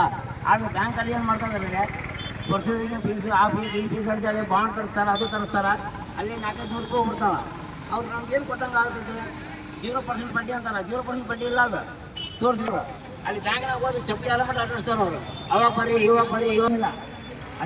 ಬ್ಯಾಂಕ್ ಅಧಿಕಾರಿಗಳಿಗೆ ನಮ್ಮ ನಗರಸಭೆ ಕರೆದು ನಮ್ಮ ಬೀದಿ ವ್ಯಾಪಾರಸ್ಥರೆಲ್ಲ ಕರೆದು ಅವರು ಎಷ್ಟು ಜನ ಲೋನ್ ಕೊಟ್ಟಿದ್ದಾರೆ ಅದ್ರ ಬಗ್ಗೆ ಮಾಹಿತಿ ಕೊಡ್ಬೇಕು ನಮಗೆ. ಕೇವಲ ಅವರು ನಾಮಕೆ ವ್ಯವಸ್ಥೆ ಮಾಡೋದಲ್ಲ, ಎಷ್ಟು ಜನ ಲೋನ್ ತೊಗೊಂಡಾರ, ಎಷ್ಟು ಜನ ಕಟ್ಟಿದಾರ ಅವರು ಇನ್ನು. ಆಮೇಲೆ ಸುಮಾರು ಜನಕ್ಕೆ ಲೋನ್ ಸಿಕ್ಕಿಲ್ಲ. ಆಮೇಲೆ ನಾವು ತಿಂಗಳ ಕರೆಕ್ಟಾಗಿ ಕಟ್ಟಿದ್ರು ಸಹಿತ ನಮ್ಗೆ ಯಾವುದು ಸರಿಯಾಗಿ ಇದು ಸಿಗ್ತಾರಲ್ಲ ನಮಗೆ. ಮುಂದಿನ ದಿನಗಳಲ್ಲಿ ನಾವು ಇದೇ ಥರ ಆದರೆ ನಾವು ಮುಂದಿನ ದಿನದಲ್ಲಿ ಉಗ್ರ ಪ್ರತಿಭಟನೆ ಮಾಡಿ ನಾವು ಹೋರಾಟ ಮಾಡಬೇಕಾಗ್ತೈತೆ. ರಾಜ್ಯಾದ್ಯಂತ ಪ್ರತಿಭಟನೆ ಮಾಡ್ತೀವಿ. ದಯವಿಟ್ಟು ಎಲ್ಲರ ಗಮನ ತರೋದೇನೆಂದರೆ ನಾವೆಲ್ಲರೂ ಒಂದಾಗಿ ನಾವು ನಮ್ಮ ಬೀದಿ ವ್ಯಾಪಾರಸ್ಥರಿಗೆ ಕಡೆಯಿಂದ ವಿನಂತಿ ಏನಪ್ಪ ಅಂದರೆ ದಯವಿಟ್ಟು ಸಾರ್ವಜನಿಕರಿಗೆ ಯಾರಿಗೂ ತೊಂದರೆ ಕೊಡಬೇಡ್ರಿ. ನೀವು ಸೈಟಿಂದ ವ್ಯಾಪಾರ ಮಾಡಿರಿ. ನಾಳೆ ಏನಾದರೂ ಹೆಚ್ಚು ಕಡಿಮೆ ಆದರೆ ನಿಮಗೆ ತೊಂದರೆ, ನಿಮ್ಮ ಮನೆ ತೊಂದರೆ, ನಿಮ್ಮ ಹೆಂಡತಿ ಮಕ್ಕಳಿಗೆ ತೊಂದರೆ, ಯಾರ ಗಾಡಿಯನ್ನು ನೋಡ್ಕೊಂಡು ನಿಮ್ಮ ಮೇಲೆ ಬರ್ತೈತಿ. ನಾಳೆ ನಿಮ್ಮ ಮೇಲೆ ಇವಾಗತ್ತಾ, ನಾಳೆ ನಿಮ್ಗೇನಾರು ಆದರೆ ಯಾರು ನೋಡ್ತಾರೆ? ಯಾರು ನೋಡೋಂಗಲ್ಲ. ನಾಳೆ ನೀವು ಸತ್ರಕ್ಕೆ ಯಾರು ಬರೋಂಗಿಲ್ಲ, ಯಾರು 1 ರೂಪಾಯಿ ಕೊಡೋಂಗಿಲ್ಲ. ಈ ಮಾತು ನೆನಪಿಡ್ರಿ. ದಯವಿಟ್ಟು ಸೈಟಿಂದ ವ್ಯಾಪಾರ ಮಾಡಿರಿ. ವ್ಯಾಪಾರ ಮಾಡೋಕೆ ಯಾರೇನು ಬೇಡ ಅನ್ನೋಂಗಿಲ್ಲ. ಆಡಿಯೋ ಎಡವಟ್ಟು ಕುರಿತಂತೆ ಕಮಲಮ್ಮನ ಪ್ರತಿಕ್ರಿಯೆ, ಕಾನೂನು ಸಮರಕ್ಕೆ ಸಿದ್ಧತೆ. ಚಿಕ್ಕಮಗಳೂರು ಜಿಲ್ಲೆಯ ಮೂಡಿಗೆರೆ ತಾಲೂಕಿನ ವೈರಲ್ ಆಗಿರುವ ಆಡಿಯೋ ಕೇಸ್ ಕುರಿತು ಪಟ್ಟಣ ಪಂಚಾಯಿತಿ ಸದಸ್ಯೆ ಕಮಲಮ್ಮ ಪ್ರತಿಕ್ರಿಯೆ ನೀಡಿದ್ದಾರೆ. ಆಡಿಯೋ ಕುರಿತಂತೆ ರಾಜಕೀಯವಾಗಿ ನನಗೆ ಹಾನಿ ಮಾಡಲು ಸಂಚು ರೂಪಿಸಲಾಗಿದೆ, ನಾನು ಕಾನೂನು ಸಮರಕ್ಕೆ ಸಿದ್ಧ ಎಂದು ಅವರು ಪ್ರಕಟಿಸಿದರು. ಮೂಡಿಗೆರೆಯಲ್ಲಿ ನಡೆದ ಪತ್ರಿಕಾಗೋಷ್ಠಿಯಲ್ಲಿ ಕಮಲಮ್ಮನ ಜೊತೆ ಪಟ್ಟಣ ಪಂಚಾಯಿತಿ ಸದಸ್ಯರಾದ ಆಶಾ ಮೋಹನ್, ಮನೋಜ್ ಮತ್ತು ಪಕ್ಷದ ಮುಖಂಡರಾದ ಹರೀಶ್, ಮಂಜು, ನಯನ ತಳ್ವಾರ್ ಹಾಗೂ ರಂಗನಾಥ್ ಉಪಸ್ಥಿತರಿದ್ದರು. ವೈರಲ್ ಆಗಿದ್ದ ಕಮಲಮ್ಮ ಮತ್ತು ವೆಂಕಟೇಶ್ ಅವರ ನಡುವಣ ಫೋನ್ ಕಾಲ್ ಆಡಿಯೋ ಕುರಿತು ಮಾತನಾಡಿದ ಮೂಡಿಗೆರೆ ಪಟ್ಟಣ ಪಂಚಾಯಿತಿ ಬಿಜೆಪಿ ಸದಸ್ಯರು ಆಡಿಯೋದಲ್ಲಿ ಯಾವುದೇ ತಪ್ಪಿಲ್ಲ ಎಂದು ಸಮರ್ಥಿಸಿಕೊಂಡರು. ಇದು ಕೇವಲ ರಾಜಕೀಯವಾಗಿ ಮುಗಿಸಲು ಮಾಡಿದ ಹುನ್ನಾರ ಎಂಬುದಾಗಿ ಅಭಿಪ್ರಾಯಪಟ್ಟರು. ಈ ಘಟನೆ ಸಂಬಂಧ ಮುಂದಿನ ಹಂತದಲ್ಲಿ ಕಾನೂನು ಕ್ರಮ ಕೈಗೊಳ್ಳುವ ಬಗ್ಗೆ ಕಮಲಮ್ಮ ಸ್ಪಷ್ಟಪಡಿಸಿದ್ರು. ಕಮಲಮ್ಮನೇ, ವೆಂಕಟೇಶ್ ಅಣ್ಣ ಹೇಳಣ್ಣ. ಎಲ್ಲಿ ನೆನ್ನೆ ಹೇಮಶೇಖರ್ ಮನೆಗೆ ಬಂದಿದ್ರಂತಲ್ಲ? ನೀವು ಬರ್ಲೇ ಇಲ್ವಲ್ಲ? ನಾ ಬರೋಣ ಅಂದ್ರೆ ನಿಮ್ದು ಏನು ಒಂದ್ ಕರೆಕ್ಟ್ ಆಗಿ ಹೇಳ್ತಿರಲ್ಲ, ಎಂತ ಮಾಡೋದ್ ಕಮಲಮ್ಮ? ಏನಣ್ಣ ನಾನು ಏನ್ ಹೇಳಿದ್ದೆ ಅಣ್ಣ ನಿಮಗೆ ಅವತ್ತಿಂದಲೂ ನಾನು ಹೇಳಿದೀನಿ, ನನಗೆ ದೇವ್ರಣೆ ನೀವು ಆದ್ರೆ ನಂಗೆ ಸಂತೋಷ. ಯಾವ ಟೈಪ್ ಆರು ಮಾಡಿ ಅಂದ್ರೆ ನೀವು ಹೇಳಿದ್ ಕೇಳಲ್ಲ. ನನಗ್ ಇಲ್ಲಿ ನೋಡಿದ್ರೆ ಸತ್ಯ ಪ್ರಮಾಣ ಮಾಡಿಸ್ಕೊಂಡು ಇದು ಮಾಡ್ತಾರೆ. ಎಂತ ಮಾಡೋದಣ್ಣ? ನನಗೆ 3 ದಿನ ಟೈಮ್ ಕೊಡಿ. ನಾನು ಹೇಳಿದೀನಿ ಹೇಮಶೇಖರ, 3 ದಿನ ಟೈಮ್ ಕೊಡಿ. 3 ದಿನದಲ್ಲಿ ಯಾರನ್ನಾರು ಒಬ್ರು ನಿಮಗೆ ತಲುಪಿಸಿದ್ರ ಆಯ್ತಾ? ಹಂಗಲ್ಲ ಕಮಲಮ್ಮರ, 3 ದಿವಸ ಟೈಮ್ ಕೊಡಿ ಅಂತ ಹೇಳಿದ್ರಂತೆ. ನಮ್ಮ ಪರಿಸ್ಥಿತಿ ಏನಾಗುತ್ತೆ ಅಂದ್ರೆ, ನಾವು ನಾಳೆ ಬೆಳಿಗ್ಗೆ ಈಗ ಅಲ್ಲಿ ಪುಟ್ಟಣ್ಣ ಕ್ಯಾಂಡಿಡೇಟ್ ಅಂತ ಹೊರಟಿಯಾರಂತೆ. ಇಲ್ಲ ಇಲ್ಲ ಇಲ್ಲ ಇಲ್ಲ, ಹಾ ನೀವು ಮಾಹಿತಿನೇ ಸುಳ್ಳು. ಹಾ ನಿಮ್ಮ ಮಾಹಿತಿನೇ ಸುಳ್ಳು. ಪುಟ್ಟಣ್ಣನ ಡೈರೆಕ್ಟ್ ನಾನು ಕೇಳಿದೆ, ಎಲ್ಲರ ಬಾಯಲ್ಲಿ ಪುಟ್ಟಣ್ಣ ಕಂಟೆಸ್ಟ್ ಮಾಡಲ್ಲ, ಪುಟ್ಟಣ್ಣ ನಾನು ಜಡ್ಪಿಗೆ ತೊಂದರೆ ಆಗುತ್ತೆ, ಅವರು ಪಕ್ಷದವರೆಲ್ಲ ತೀರ್ಮಾನ ಮಾಡಿದ್ದಾರೆ ಮುಂದೆ ಎಲೆಕ್ಷನ್ಗೆ ಟಿಕೆಟ್ ಕೊಡ್ತೀವಿ ಅಂತೇಳಿ. ಪುಟ್ಟಣ್ಣ ಆಗ್ತಾರೆ ಅನ್ನೋದು ಮಾತ್ರ ಸುಳ್ಳು. ಆ ಅಮ್ಮನ ಬಾಯಿ ಕೈ ಹಾಕಿ ನಾವು ಉಳಿಯಲ್ಲ, ನನಗೆ ಯಾವುದೇ ಕಾರಣಕ್ಕೂ ನಂಗೆ ಬೇಡ ಅಂತ ಹೇಳಿದ್ದಾರೆ. ಸರಿ, ಈಗ ಯಾರು ನಮ್ ಜೊತೆ ಬರ್ತಾರೆ? ಈಗ ಆಶಾ ಮೋಹನ್ ಇದಾದ್ರೆ, ಈಗ ನಿಮಗೆ ಆಶಾ ಮೋಹನ್ ಆದ್ರೆ ಸ್ವಲ್ಪ ದೊಡ್ಡ, ಪುಟ್ಟಣ್ಣ ಕಣಕೇನಾರು ಇಳ್ದಿದ್ರೆ ಏನೋ ಆಗೋದೇನೋ ಅನ್ನಿಸ್ತಾ ಇದೆ. ಈಗ ನಾವಿನ್ನು 3 ದಿನದಲ್ಲಿ ನಾನು ಯಾರಾದ್ರೂ ಒಬ್ರು ಅವ್ರು ಇವ್ರು ಅಂತ ನಿಮಗೆ ಬೇಡ ಕತೆ. ನಾನು ಅವ್ರು ಇವ್ರು ಬೇಡ. 3 ದಿನದಲ್ಲಿ ಏನಾಗುತ್ತೆ ನಮ್ಮ ಮೀಟಿಂಗ್ ಒಂದ್ ಕರೀಲಿ. ಆ ಮೀಟಿಂಗ್ ಅಲ್ಲಿ ಏನ್ ಮಾತಾಡ್ತಾರೆ, ಅಕಸ್ಮಾತ್ ಪುಟ್ಟಣ್ಣ ಆಗೋದಾರು ಅವತ್ತೇ ಗೊತ್ತಾಗುತ್ತಲ್ಲಣ್ಣ. ಪುಟ್ಟಣ್ಣ ಆಗೋದಾದ್ರೆ ಅವತ್ತು ನಮ್ ಮೀಟಿಂಗ್ ಎಲ್ಲ ಗೊತ್ತಾಗುತ್ತೆ. ಹಂಗಲ್ಲ, ಈಗ ಹಂಸನಿ ಕೈ ಹಾಕ್ಯಾರ ಇವತ್ತು ಬೆಳಗ್ಗೆ. ಆಯ್ತಾ? ಹಂಸನಿ ಕೈ ಹಾಕ್ಯಾರೆ. ನಾನ್ ಹೇಳಿಲ್ವಾ? ನಾನು ಹೇಮಶೇಖರಣ್ಣ ಕೇಳಿದ್ನಲ್ಲ, ನಿಮ್ಮ ಪಕ್ಷದವ್ರು ನಿಮಗೆ ಗಟ್ಟಿ ಇದಾರ ಅಂತ ಫಸ್ಟ್ ಕೇಳಿದೆ. ನಾನ್ ಅದಕ್ಕೆ ಹೇಳಿದ್ದು, ಹಂಸನಿ ಕೈ ಹಾಕಿ ಪುಟ್ಟಣ್ಣ ತಪ್ಪಿ ಸುಧೀರ್ ಆಗೋದು ಅಂತ ಒದ್ದಾಡ್ತಿದ್ದಾರೆ. ಆಯ್ತಾ? ಆಗ ನಿಮ್ದು ಏನಾಗುತ್ತೆ? ನಿಮ್ದು ಆಶಂದ ಏನಾಗುತ್ತೆ? ನೀವು ಅದ್ರ ಅಣ್ಣ, ನಾನು ಒಂದು ನಿಮಗೆ ಮಾಹಿತಿ ಕೊಡ್ಲಾ? ಒಂದೇ ಮಾಹಿತಿ, ಹೆಚ್ಚೇ ಬೇಡ. ಪುಟ್ಟಣ್ಣ ಸುಧೀರಣ್ಣ ಆಗದಾದ್ರೆ ನೀವು ಆದ್ರಿ ಅಂತಲೇ ಲೆಕ್ಕ. ಹಂಗೆ ನಾನು ಹೆಂಗ ಆಗ್ತೀನಿ? ಹೆಂಗೆ? ಯಾರು ನಮ್ ಕಡೆ ಯಾರು ಬರ್ತಾರೆ? ನಿಮ್ ಕಡೆ ಯಾರು ಬರ್ತಾರೆ ಅಂತ ಬೇಕಲ್ಲ ನನಗೆ. ಶಿಗ್ಲಿ ಗ್ರಾಮ ಪಂಚಾಯಿತಿ ನೂತನ ಅಧ್ಯಕ್ಷರಾಗಿ ಸಂಗೀತಾ ರಾಘವೇಂದ್ರ ಪೂಜಾರ್, ಗದಗ ಜಿಲ್ಲೆಯ ಲಕ್ಷ್ಮೀಶ್ವರ ತಾಲೂಕಿನ ಶಿಗ್ಲಿ ಗ್ರಾಮ ಪಂಚಾಯಿತಿ ಅಧ್ಯಕ್ಷರಾಗಿದ್ದ ದುಂಡವ್ವ ಹಾದಿಮನಿ ಅವರು ಪಂಚಾಯಿತಿಯ ಎಲ್ಲ ಸದಸ್ಯರ ಒಪ್ಪಂದದ ಪ್ರಕಾರ ಅಧ್ಯಕ್ಷ ಸ್ಥಾನಕ್ಕೆ ರಾಜೀನಾಮೆ ಸಲ್ಲಿಸಿದ್ರು. ಇದರಿಂದ ಅಧ್ಯಕ್ಷ ಸ್ಥಾನಕ್ಕೆ ಶುಕ್ರವಾರ ಚುನಾವಣೆ ನಡೆಯಿತು. ಚುನಾವಣಾಧಿಕಾರಿಯಾಗಿ ತಾಲೂಕು ಪಂಚಾಯಿತಿ ಕಾರ್ಯನಿರ್ವಾಹಕ ಅಧಿಕಾರಿ ಕೃಷ್ಣಪ್ಪ ಧರ್ಮಾರ್ ಅವರು ಕಾರ್ಯನಿರ್ವಹಿಸಿದ್ರು. ಆದರೆ ಯಾವುದೇ ಚುನಾವಣೆ ನಡೆಯಲಿ ಅವಿರೋಧವಾಗಿ ಕಾಂಗ್ರೆಸ್ ಬೆಂಬಲಿತ ಸಂಗೀತಾ ರಾಘವೇಂದ್ರ ಪೂಜಾರ್ ಅವರನ್ನ ಅವಿರೋಧವಾಗಿ ಅಧ್ಯಕ್ಷರನ್ನಾಗಿ ಆಯ್ಕೆ ಮಾಡಿದರು. ನೂತನ ಅಧ್ಯಕ್ಷರಿಗೆ ಪಂಚಾಯಿತಿಯ ಎಲ್ಲ ಸದಸ್ಯರು ಹೂಮಾಲೆ ಹಾಕಿ ಗೌರವಿಸಿದ್ರು. ನೂತನ ಅಧ್ಯಕ್ಷರಾದ ಸಂಗೀತಾ ಪೂಜಾರ್ ಅವರು ಮಾತನಾಡಿ, ಎಲ್ಲ ಸದಸ್ಯರಿಗೂ ಅಭಿನಂದನೆಗಳನ್ನು ಸಲ್ಲಿಸುತ್ತೇನೆ ಮತ್ತು ಗ್ರಾಮದ ಅಭಿವೃದ್ಧಿಗೆ ಶ್ರಮಿಸುತ್ತೇನೆ ಎಂದು ಈ ಸಮಯದಲ್ಲಿ ಗ್ರಾಮ ಪಂಚಾಯಿತಿಯ ಸದಸ್ಯರಾದ ಸಿದ್ದರಾಮ ಸ್ವಾಮಿ ಪೂಜಾರಿ ಅವರು ಮಾತನಾಡಿದರು. Veeranna Hadapad, NKS TV 4 news, Lakshmeshwar. ಹಿಂದೆ ನಾವು ವರ್ಗಕ್ಕೆ ಚುನಾವಣೆ ನಡೆದಾಗ ಒಂದು ಹೊಂದಾಣಿಕೆಯಾಗಿ ಎಲ್ಲ ವರ್ಗದವರಿಗೂ ಅಧಿಕಾರ ಸಿಗಬೇಕು ಅಂತ ನಾವು ಒಂದು ಯಜಮಾನರ ಒಪ್ಪಂದದ ಮೇರೆಗೆ, ಶಿಗ್ಲಿ ಗ್ರಾಮದ ಹಿರಿಯರ ಒಪ್ಪಂದದ ಮೇಲೆ ಚುನಾವಣೆ ಎದುರಿಸಿದ್ವಿ. ಆದರೆ ಅವತ್ತಿನ ಟೈಮ್ನಾಗ ಕೆಲವೊಂದಿಷ್ಟು ಕಾರಣದಿಂದಾಗಿ ಮಾತು ಕೊಟ್ಟ ಹಾಗೆ ನಡೆದುಕೊಳ್ಳಲಿಲ್ಲ. ಅದೇ ರೀತಿ ಸಂಸ್ಕೃತಿ ಮುಂದುವರಿಬಾರ್ದು ಅನ್ನೋ ಉದ್ದೇಶಕ್ಕೆ ಇವತ್ತು ಡಾಕ್ಟರ್ ಬಾಬಾ ಸಾಹೇಬ್ ಅಂಬೇಡ್ಕರ್ ಅವರ ಸಂವಿಧಾನದ ಆಶಯದಂತೆ ಸಮಾಜದ ಕಡೆಯ ವ್ಯಕ್ತಿಗೂ ಅಧಿಕಾರ ಸಿಗಬೇಕು ಅಂತಂದೇಳಿ ಬಾಬಾ ಸಾಹೇಬರ ಆಶಯ ಏನೈತಿ ಅದು ಇವತ್ತು ಶಿಗ್ಲಿ ಗ್ರಾಮದಲ್ಲಿ ನೆರವೇರಿದೆ. ಈಗ ಹಿಂದಿದ್ದಂತಹ ದುಂಡಮ್ಮ ಹಾದಿಮನಿಯವರು ಅವರು SC ಕ್ಯಾಟಗರಿ ಒಳಗಿದ್ದಂಥ ಒಂದು ಬಡವರಾದ್ರೂ ಕೂಡ ಮಾತು ಕೊಟ್ಟ ಹಾಗೆ ನಡೆದುಕೊಂಡು ಒಂದು ಸಂವಿಧಾನದ ಆಶಯಕ್ಕೆ ಬದ್ಧವಾಗಿ ಮತ್ತೆ ಮುಂದೆ ಆಗ್ತಕ್ಕಂತಹ ಸಂಗೀತಾ ರಾಘವೇಂದ್ರ ಪೂಜಾರ್ ಅವರಿಗೆ ಅನುಕೂಲ ಮಾಡಿಕೊಟ್ಟು ಅವರನ್ನು ಅಧ್ಯಕ್ಷರನ್ನಾಗಿ ಮಾಡಿಕೊಳ್ಳಲು ಒಂದು ಮಾತು ಕೊಟ್ಟ ಹಾಗೆ ನಡೆದುಕೊಂಡಿದ್ದಾಳೆ. ಮತ್ತು ನಮ್ಮ ಗ್ರಾಮದ ಹಿರಿಯರು ಮಾತು ಕೊಟ್ಟ ಹಾಗೆ ನಡೆದುಕೊಳ್ಳಲು ಮತ್ತು ನಮ್ಮ ಗ್ರಾಮದ ಸಂಸ್ಕೃತಿಯನ್ನು ಉಳಿಸಿ ಬೆಳೆಸಿಕೊಳ್ಳಲು ಬದ್ಧರಾಗಿ ಈ ಚುನಾವಣೆಯನ್ನು ಮಾಡಿ ಸಂಗೀತಾ ಪೂಜಾರ್ ಅವರನ್ನು ಅವಿರೋಧ ಆಯ್ಕೆಯಾಗಿ ನಮ್ಮ ಗ್ರಾಮ ಪಂಚಾಯಿತಿಯ ಸದಸ್ಯರೆಲ್ಲರೂ ಒಕ್ಕೂರಿನಿಂದ ಕೂಡಿ ಈ ಕಾರ್ಯಕ್ರಮವನ್ನು ನೆರವೇರಿಸಿ ಅವರಿಗೂ ಅಧಿಕಾರವನ್ನು, ಒಬ್ಬ ಗುಡಿಸಲ ನಿವಾಸಿಯಾದ್ರೂ ಕೂಡ ಸಮಾಜದ ಕಟ್ಟಕಡೆಯ ವ್ಯಕ್ತಿ, ಈ ಕುಂಚಿಕೊರಮರ ಸಮಾಜದ ಒಬ್ಬ ಸಂಗೀತಾ ಪೂಜಾರ್ ಅವರನ್ನು ನಾವು ಆಯ್ಕೆ ಮಾಡಿದ್ದೀವಿ. ಇದು ನಮಗೆ ಬಹಳ ತುಂಬ ಸಂತೋಷವಾಗಿದೆ ಮತ್ತು ಸಂವಿಧಾನಕ್ಕೆ ನಾವು ಕೊಟ್ಟಂಥ ಗೌರವವಾಗಿದೆ. ಇಷ್ಟು ಹೇಳಿ 20-22 ಸದಸ್ಯರ ಒಂದು ಸಂಖ್ಯಾಬಲದಿಂದ ನಾವು ಒಕ್ಕೂರಿನಿಂದ ಪಕ್ಷಾತೀತವಾಗಿ ಮತ್ತು ನಮ್ಮ ಕಾಂಗ್ರೆಸ್ ಅಭ್ಯರ್ಥಿಯಾದ ಕಾಂಗ್ರೆಸ್ ಪಕ್ಷದ ಒಂದು ಚುಕ್ಕಾಣಿನ ಹಿಡಿಲಿ ಅಂತಂದು ಹೇಳಿ ಸಂಗೀತ ರಾಘವೇಂದ್ರ ಪೂಜಾರ್ ಅವ್ರನ್ನ ನಾವು ಆಯ್ಕೆ ಮಾಡಿದ್ದೀವಿ. ಅಧ್ಯಕ್ಷರಾಗಿದ್ದೀರಿ ನೀವು ಸಿಗ್ಲಿ ಗ್ರಾಮ ಪಂಚಾಯತಿಗೆ. ಗ್ರಾಮ ಸದಸ್ಯರಾಗಿ ಊರಿನ ಹಿರಿಯ ನಾಗರಿಕರನ್ನ ಅಧ್ಯಕ್ಷ ಮಾಡೋಕ್ಕೆ ಎಲ್ಲರಿಗೂ ತುಂಬುವುದಾದ ಧನ್ಯವಾದಗಳನ್ನು ಹೇಳ್ತೇನೆ. ಹಾಗೂ ಸಿಗ್ಲಿ ಗ್ರಾಮದ ಅಭಿವೃದ್ಧಿಗಾಗಿ ನಾನು ಸದಸ್ಯರ ಜೊತೆಗೆ ಎಲ್ಲ ಅಭಿವೃದ್ಧಿಯನ್ನು ಮಾಡಲಿಕ್ಕೆ ಸಹಕರಿಸ್ತೀನಿ. ಆರ್ಬಿಐ ನಿಯಮಗಳು ಚಾಚು ತಪ್ಪದೆ ಪಾಲಿಸಿ ಹಣಕಾಸು ಸಂಸ್ಥೆಗೆ ಡಿಸಿ ಶಿಲ್ಪಾ ಎಚ್ಚರಿಕೆ. ಜಿಲ್ಲೆಯಲ್ಲಿ ಕಾರ್ಯನಿರ್ವಹಿಸುತ್ತಿರುವ ಫೈನಾನ್ಸ್ ಲೇವಾದೇವಿ ವ್ಯಾಪಾರಸ್ಥರು, ಮೈಕ್ರೋ ಫೈನಾನ್ಸ್ ಹಣಕಾಸು ಸಂಸ್ಥೆಗಳು ಭಾರತೀಯ ರಿಸರ್ವ್ ಬ್ಯಾಂಕ್ ನೀಡುವ ಮಾರ್ಗದರ್ಶನಗಳು ಹಾಗೂ ನಿಯಮಗಳನ್ನು ಚಾಚು ತಪ್ಪದೆ ಪಾಲಿಸಬೇಕು ಎಂದು ಜಿಲ್ಲಾಧಿಕಾರಿ ಶಿಲ್ಪಾ ಶರ್ಮಾ ತಾಕೀತು ಮಾಡಿದರು. ಮೈಕ್ರೋ ಫೈನಾನ್ಸ್ಗಳು ಸಾಲ ಕೊಡುವ ಮುನ್ನ ಸಾಲಗಾರರ ಆದಾಯದ 50% ಮಾತ್ರ ಸಾಲ ನೀಡಬೇಕು. ಸಾಲ ನೀಡುವವರ ಹಾಗೂ ತೆಗೆದುಕೊಳ್ಳುವವರ ಇಬ್ಬರೂ ಸಹ ಆರ್ಬಿಐ ಮಾರ್ಗಸೂಚಿಯ ಪ್ರಕಾರ ಮೈಕ್ರೋ ಫೈನಾನ್ಸ್ಗಳು 3 ಲಕ್ಷದವರೆಗೆ ಮಾತ್ರ ಸಾಲ ನೀಡಲು ಅವಕಾಶವಿದೆ. ಕಾನೂನನ್ನು ಉಲ್ಲಂಘಿಸಿ ದೌರ್ಜನ್ಯ, ಕೆಟ್ಟ ಪದಗಳಲ್ಲಿ ಬೈಯುವುದು, ದಬ್ಬಾಳಿಕೆ, ಕಿರುಕುಳ ನೀಡುವುದು ಮಾಡಿದಲ್ಲಿ ಅಂತವರ ವಿರುದ್ಧ ಪೊಲೀಸರು ಪ್ರಕರಣ ದಾಖಲಿಸಿಕೊಳ್ಳಲು ಅವಕಾಶವಿದೆ ಎಂದು ತಿಳಿಸಿದರು. ಫೈನಾನ್ಸ್ ಕಂಪನಿಗಳು ಬೆಳಗ್ಗೆ 9 ರಿಂದ ಸಂಜೆ 5 ನಂತರ ಸಾಲಗಾರರ ಮನೆಗೆ ಹೋಗಬಾರದು ಹಾಗೂ ಯಾವುದೇ ರೀತಿಯ ದೌರ್ಜನ್ಯಗಳನ್ನು ನಡೆಸಬಾರದು ಎಂದಿದ್ದಾರೆ. Shrimantrao Inchure, NKS TV4 news, Bidar. ಮತ್ತು ಯಾವುದು ಮೈಕ್ರೋ ಫೈನಾನ್ಸ್ ಇನ್ಸ್ಟಿಟ್ಯೂಷನ್ಸ್ ರಿಜಿಸ್ಟ್ರೇಷನ್ ಅಥಾರಿಟಿದು ಪರ್ಮಿಷನ್ ಅಲ್ಲದೆ, DCದು ಪರ್ಮಿಷನ್ ಅಲ್ಲದೆ ಯಾವುದು ಗ್ರ್ಯಾಂಟ್ನು ಮಾಡಬಾರ್ದು ಮತ್ತು ರಿಕವರಿ ಕೂಡ ಮಾಡಬಾರ್ದು. ಇದು ನಾವು 1 ವರ್ಷಕ್ಕೆ ರಿಜಿಸ್ಟ್ರೇಷನ್ ಮಾಡ್ತೀವಿ. ಅವ್ರದ್ದು ಜವಾಬ್ದಾರಿ ಇದೆ. 1 ವರ್ಷ ಯಾವಾಗ ಮುಗಿಯುತ್ತೆ ಅದಕ್ಕಿಂತ 2 ತಿಂಗಳ ಮುಂಚೆನೇ ಅವರು ರಿಜಿಸ್ಟ್ರೇಷನ್ಗೆ ಅಪ್ಲೈ ಮಾಡಬೇಕಾಗುತ್ತೆ. ಈಗ ಮತ್ತು ಕೋರ್ಸಿವ್ ಆ್ಯಕ್ಷನ್ ನಾವು ಅವರು ಏನು ಹೋಗ್ತಾರೆ ಮನೆಗೆ ಹೋಗ್ತಾರೆ ಅದ್ರ ಸಂಬಂಧಪಟ್ಟಂಥ ಒಂದು ಮೇನಿದೆ. ಯಾರು ಫೋರ್ಸ್ಫುಲಿಯಾಗಿ ರಿಕವರಿ ಮಾಡಬಾರದು. ಪೊಲೀಸ್ ಮೋಟೋ ಕೂಡ ಆ್ಯಕ್ಷನ್ ಅದರ ಸಂಬಂಧಪಟ್ಟಂಥ ತಗೊಳ್ತಾರೆ. ಏನೋ ಒಂದು ಕಂಪ್ಲೇಂಟ್ ಬಂದ್ರೇನು ಆ್ಯಕ್ಷನ್ ತಗೊಳ್ತಾರೆ. ರಿಕವರಿ ಹೋಗೋಕ್ಕೆ ಕೂಡ ಟೈಮ್ ಇರ್ತದೆ. ಬೆಳಗ್ಗೆಯಿಂದ ಸಾಯಂಕಾಲ ಸನ್ಸೆಟ್ ನಂತರ ಯಾರು ಅಲ್ಲಿ ಮನೆಗೆ ಹೋಗಬಾರ್ದು. ಅದು ನಾವು ಸ್ಟ್ರಿಕ್ಟಾಗಿ ಡೈರೆಕ್ಷನ್ಸ್ ಕೂಡ ಅವರಿಗೂ ಕೊಡೋಕ್ಕೆ. ಗೃಹಲಕ್ಷ್ಮಿ ಯೋಜನೆ ಹಣ ಬಂದಿಲ್ಲವೆಂದು ಮಹಿಳೆಯರ ಆಕ್ರೋಶ. 2-3 ತಿಂಗಳಿಂದ ಯೋಜನೆಯ ಹಣ ಫಲಾನುಭವಿಗಳ ಖಾತೆಗೆ ವರ್ಗಾವಣೆಯಾಗಿಲ್ಲ. ಇದಕ್ಕೆ ರಾಜ್ಯದಾದ್ಯಂತ ಮಹಿಳೆಯರು ಫಲಾನುಭವಿಗಳಿಂದ ಹಣ ಬಂದಿಲ್ಲವೆಂದು ಆಕ್ರೋಶ. ಗೃಹಲಕ್ಷ್ಮಿ ಯೋಜನೆ ದುಡ್ಡು ಬಂದಿಲ್ಲ ಎಂದು ಮಹಿಳೆಯರು ಸರ್ಕಾರದ ವಿರುದ್ಧ ಆಕ್ರೋಶ. ಹಲವು ತಿಂಗಳಿಂದ ಗೃಹಲಕ್ಷ್ಮಿ ಹಣ ಬಂದಿಲ್ಲವೆಂದು ಮಹಿಳೆಯರು ಆಕ್ರೋಶ ವ್ಯಕ್ತಪಡಿಸಿದ್ದಾರೆ.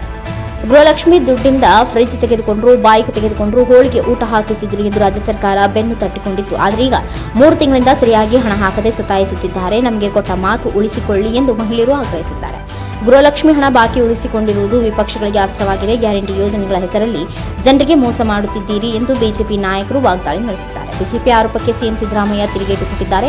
ಶೀಘ್ರದಲ್ಲಿಯೇ ಹಣ ಜಮಾ ಆಗುತ್ತದೆ ಎಂದಿದ್ದಾರೆ. ವಿಧಾನಸಭೆ ಚುನಾವಣೆಗೂ ಮೊದಲೇ ಸಿಎಂ ಸಿದ್ದರಾಮಯ್ಯ, DK ಶಿವಕುಮಾರ್ ಗ್ಯಾರಂಟಿಗಳ ಬಗ್ಗೆ ಅಬ್ಬರದ ಪ್ರಚಾರ ಮಾಡಿದ್ರು. ಮನೆ ಯಜಮಾನಿಯರ ಖಾತೆಗೆ ತಿಂಗಳಿಗೆ 2,000 ರೂಪಾಯಿ ಅಂತ ವರ್ಗಾವಣೆ ಮಾಡಲಿದ್ದಾರೆ ಎಂದಿದ್ರು. ಆದರೆ ಈಗ 3-4 ತಿಂಗಳು ಕಳೆದರೂ 2,000 ಬಾರದಿರುವುದು ಮಹಿಳೆಯರ ಕಣ್ಣು ಕೆಂಪಾಕಿಸಿದೆ. Virupakshayya Swami Salimath, NKS TV4 news, Raichur.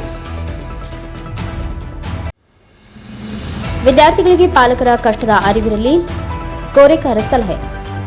ವಿದ್ಯಾರ್ಥಿಗಳು ನಿರ್ದಿಷ್ಟವಾದ ಗುರಿ ಹೊಂದಿ ಅದರ ಸಾಧನೆಗೆ ನಿರಂತರವಾಗಿ ಶ್ರಮ ವಹಿಸಿದರೆ ಉನ್ನತ ಸ್ಥಾನ ಪಡೆಯಬಹುದು ಎಂದು ಸಂಸ್ಥೆಯ ಅಧ್ಯಕ್ಷ ಸುಭಾಷ್ ಕೋರೆಕರ್ ಹೇಳಿದರು.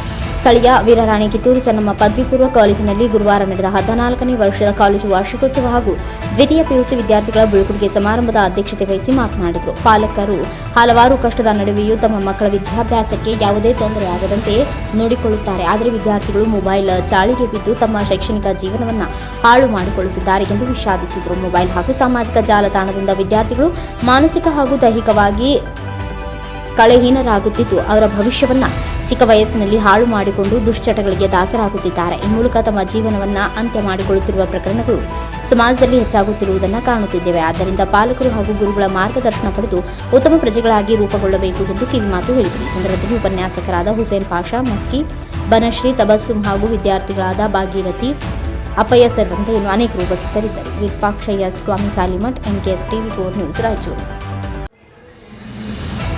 ಕೊಪ್ಪಳ ಜಿಲ್ಲೆ ಕುಷ್ಟಗಿ ತಾಲೂಕಿನ ಜುಂಜುಲಕೊಪ್ಪ ಗ್ರಾಮದ ಶ್ರೀ ಆದಿಶಕ್ತಿ ತ್ರಿಕಾಲ ಮಾತಾ ದುರ್ಗಾ ಪರಮೇಶ್ವರಿ ದೇವಸ್ಥಾನದ 54ನೇ ವರ್ಷದ ಜಾತ್ರಾ ಮಹೋತ್ಸವ ಹಾಗೂ ಪೂಜಾರಿಗೆ ಸನ್ಮಾನ ಕಾರ್ಯಕ್ರಮದ ದಿನಾಂಕ 23/2/2025 ಶ್ರೀ 108 ವಿರೂಪಾಕ್ಷ ಲಿಂಗ ಶಿವಾಚಾರ್ಯ ಮಹಾಸ್ವಾಮಿಗಳು ಇವರ ಕೃಪಾಶೀರ್ವಾದದೊಂದಿಗೆ ದಿವ್ಯ ಸಾನ್ನಿಧ್ಯ ಶ್ರೀ ವೀರಭದ್ರ ಸ್ವಾಮೀಜಿಗಳು, ಸುಕ್ಷೇತ್ರ ಅಂಕಲಿಮಠ ಡಾಕ್ಟರ್ ಶಿವಕುಮಾರ ಸ್ವಾಮೀಜಿಗಳು ಪುಣ್ಯಕ್ಷೇತ್ರ ಸಿದ್ದನಕೊಳ್ಳ, ಶ್ರೀ ಮಂಜುನಾಥ ಅಪ್ಪಾಜಿಯವರು ಪುಣ್ಯಕ್ಷೇತ್ರ ನಿಲಗುಂದ, ಶ್ರೀ ಮೇಘ ರಾಜೇಂದ್ರ ಸ್ವಾಮೀಜಿಗಳು ಪುಣ್ಯಕ್ಷೇತ್ರ ಯಾವಗಲ್, ಶ್ರೀ ವೀರಯ್ಯ ಅಜ್ಜನವರು ಸಾರಂಗಮಠ ಪುಣ್ಯಕ್ಷೇತ್ರ ಚಳಗೇರ, ಉದ್ಘಾಟಕರು ಶ್ರೀ ದೊಡ್ಡನಗೌಡ ಎಚ್ ಪಾಟೀಲ್ ಶಾಸಕರು ಕುಷ್ಟಗಿ ಹಾಗೂ ವಿಧಾನಸಭೆಯ ವಿರೋಧ ಪಕ್ಷದ ಮುಖ್ಯ ಸಚೇತಕರು ಬೆಂಗಳೂರು ಶ್ರೀ ವಿಜಯಾನಂದ ಕಾಶಪ್ಪನವರ್, ಶಾಸಕರು ಹುನಗುಂದ ಅಧ್ಯಕ್ಷರು ಅಖಿಲ ಭಾರತ ವೀರಶೈವ ಲಿಂಗಾಯತ ಸಮಾಜ ಶ್ರೀ ಜ್ಯೋತಿ ಬೆಳಗಿಸುವವರು ಶ್ರೀ ಅಮರೇಗೌಡ ಪಾಟೀಲ್ ಬಯ್ಯಾಪುರ್, ಮಾಜಿ ಶಾಸಕರು ಕುಷ್ಟಗಿ ಶಂಕರ ದೊಡ್ಮನಿ, ಅಬಕಾರಿ ಇಲಾಖೆ ಕುಷ್ಟಗಿ ಶ್ರೀಮತಿ ಶರಣವ್ವ ಚಂದಲಿಂಗಪ್ಪ ಮಾದರ್, ಅಧ್ಯಕ್ಷರು ಗ್ರಾಮ ಪಂಚಾಯಿತಿ ಚಳಗೇರ ಅಧ್ಯಕ್ಷತೆ ನೇತೃತ್ವ ಶ್ರೀ ಬಸವರಾಜ ಮಹಾಸ್ವಾಮಿಗಳು, ಸ್ಥಾಪನೆ ಜುಂಜಲಕೊಪ್ಪ ಚಳಗೇರ, ವಿಶೇಷ ಆಹ್ವಾನಿತರು ಶ್ರೀ ಬಸವರಾಜ ಸಂಕನೂರು, ಪಿಡಿಒ ಚಿಕ್ಕ ಮಾದಿನಾಳ, ಮುಖ್ಯ ಅತಿಥಿಗಳು ಕೆ ಶರಣಪ್ಪ ವಕೀಲರು, ಮಾಜಿ ಶಾಸಕರು ಕುಷ್ಟಗಿ ಹಾಸನ್ ಸಾಬ್ ದೋಟಿಹಾಳ್, ಮಾಜಿ ಶಾಸಕರು ಕುಷ್ಟಗಿ ಪ್ರಭಾಕರ್ ಎಚ್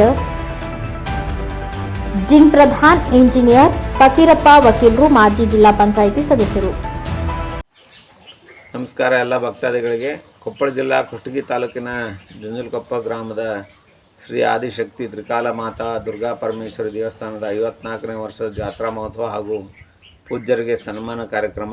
ಈ ಕಾರ್ಯಕ್ರಮ ನಮ್ಮ ಶಿಷ್ಯರಾದಂಥ ಬಸವರಾಜ ಮಹಾಸ್ವಾಮಿಗಳು ಜುಂಜಲಕೊಪ್ಪ ಚಳಗೇರ ಇವರ ನೇತೃತ್ವದಲ್ಲಿ ನಡೀತಾ ಇದೆ. ಈ ಕಾರ್ಯಕ್ರಮಕ್ಕೆ ನಮ್ಮ ಪರಮ ಪೂಜ್ಯರಾದಂಥ ಶ್ರೀ ವೀರಭದ್ರ ಮಹಾಸ್ವಾಮಿಗಳು, ಸುಕ್ಷೇತ್ರ ಅಂಕಲಿಮಠ ಗುರುಗಳು ಹಾಗೂ ಇನ್ನೂ ಅನೇಕ ಜನ ಹರಗುರು ಚರಮೂರ್ತಿಗಳು ಆಗಮಿಸಲಿದ್ದು, ಈ ಕಾರ್ಯಕ್ರಮಕ್ಕೆ ಅನೇಕ ರಾಜಕಾರಣಿಗಳು ಕೂಡ ಆಗಮಿಸ್ತಾ ಇದ್ದಾರೆ. ಹಾಗೆಯೇ ಈ ಒಂದು ಕಾರ್ಯಕ್ರಮದಲ್ಲಿ ಸಂಗೀತ ರಸಮಂಜರಿ ಕಾರ್ಯಕ್ರಮ ಕೂಡ ಇದೆ. ಈ ಕಾರ್ಯಕ್ರಮಕ್ಕೆ ನಾನು ಕೂಡ ಸಾನ್ನಿಧ್ಯ ವಹಿಸಿಕೊಂಡು ಆ ಕಾರ್ಯಕ್ರಮ ಬರ್ತಾಯಿದ್ದೀನಿ. ತಾವೆಲ್ಲರೂ ಆಗಮಿಸಿ ಈ ಕಾರ್ಯಕ್ರಮವನ್ನು ಯಶಸ್ವಿಗೊಳಿಸಬೇಕೆಂದು ಈ ಸಿದ್ದನಕೊಳ್ಳ ಮಠದ ವತಿಯಿಂದ ಕೇಳ್ಕೊಳ್ತಾ ಇದ್ದೇವೆ. ಜೈ ಹಿಂದ್, ಜೈ ಕರ್ನಾಟಕ ಮಾತೆ. ಫೆಬ್ರವರಿ 24ರಿಂದ ಸರಸ ಮೇಳ ಆಯೋಜನೆ. ಸಚಿವ ಶರಣಪ್ರಕಾಶ್ ಹೇಳಿಕೆ. ಫೆಬ್ರವರಿ 24ರಿಂದ 10 ದಿನಗಳ ಕಾಲ ಕಲಬುರಗಿಯಲ್ಲಿ ರಾಷ್ಟ್ರಮಟ್ಟದ ಸರಸ ಮೇಳ ಹಮ್ಮಿಕೊಳ್ಳಲಾಗಿದೆ ಎಂದು ಕೌಶಲ್ಯಾಭಿವೃದ್ಧಿ ಸಚಿವ ಡಾಕ್ಟರ್ ಶರಣಪ್ರಕಾಶ್ ಪಾಟೀಲ್ ಅವರು ತಿಳಿಸಿದರು. ಶುಕ್ರವಾರ ಕಲಬುರಗಿಯಲ್ಲಿ ಸುದ್ದಿಗೋಷ್ಠಿ ನಡೆಸಿ ಮಾತನಾಡಿದ ಅವರು, ಕಳೆದ ಬಾರಿ ಬೆಂಗಳೂರಿನಲ್ಲಿ ಸರಸ ಸಮ್ಮೇಳನ ಆಯೋಜನೆ ಮಾಡಲಾಗಿತ್ತು. ಈ ಬಾರಿ ಕಲಬುರಗಿಯ ಶರಣಬಸವೇಶ್ವರ ಜಾತ್ರಾ ಮೈದಾನದಲ್ಲಿ ಆಯೋಜಿಸುವ ಕುರಿತು ನಿರ್ಧರಿಸಿದ್ದೇವೆ. ಸ್ವಸಹಾಯ ಸಂಘಗಳ ಬಲವರ್ಧನೆಗಾಗಿ ಸರಸ್ ಮೇಳ ಹಮ್ಮಿಕೊಳ್ಳಲಾಗಿದೆ ಎಂದು ತಿಳಿಸಿದರು. Mallikarjun Sangolgi, NKS TV 4 news, Kalaburagi. National Saras Mela ಕಲಬುರಗಿಯಲ್ಲಿ ಹಮ್ಮಿಕೊಂಡಿದ್ದೀವಿ. ಅಪ್ಪ ಮೈದಾನದಲ್ಲಿ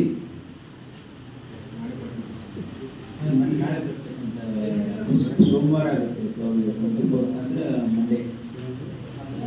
ಸರಸ್ ಮೇಳ ಅಂದರೆ ಇದು ಸ್ವಸಹಾಯ ಸಂಘಗಳ ಒಂದು ಮಳಿಗೆಗಳು. ಸುಮಾರು 230 ಸ್ಟಾಲ್ಸ್ ನಾವು ಎಕ್ಸ್ಪೆಕ್ಟ್ ಮಾಡ್ತಾ ಇದ್ವಿ. ಪ್ರತಿ ವರ್ಷ ಕೌಶಲ್ಯಾಭಿವೃದ್ಧಿ ಇಲಾಖೆಯಿಂದ ಸರಸ್ ಮೇಳ ನಾವು ರಾಜ್ಯ ಮಟ್ಟದ ಸರಸ್ ಮೇಳ ಮಾಡ್ತೀವಿ. ಅದು ಈ ಸಾರಿ ಕಲಬುರಗಿಯಲ್ಲಿ ಮಾಡ್ತಾ ಇದ್ದೀವಿ.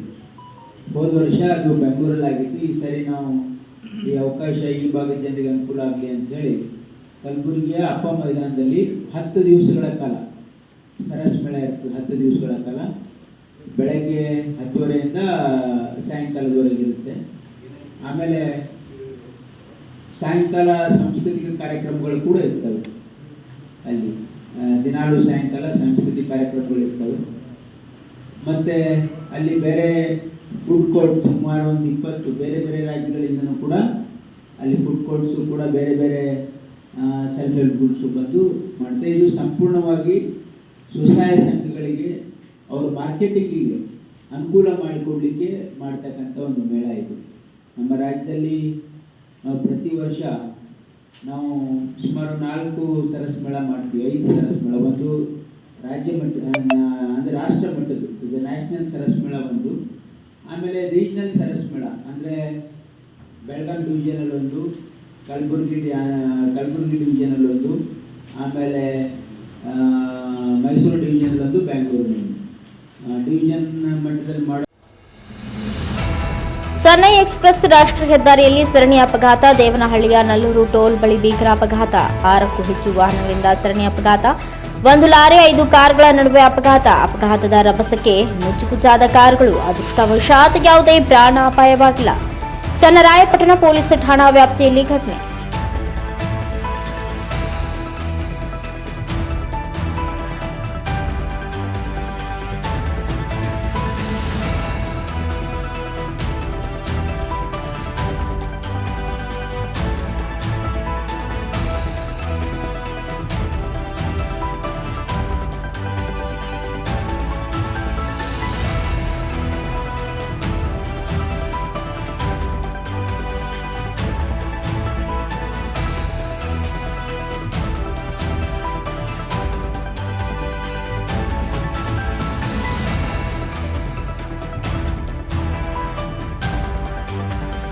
ಇದಿಷ್ಟು ಈ ದಿನದ ಪ್ರಮುಖ ಸುದ್ದಿಗಳ ನ್ಯೂಸ್ ಬುಲೆಟಿನ್. ನಿರಂತರ ಸುದ್ದಿಗಾಗಿ ನೋಡ್ತಾ ಇರಿ NKS TV4. ಇದು ನಿರಂತರ ಕಾರ್ಯಪಡೆ.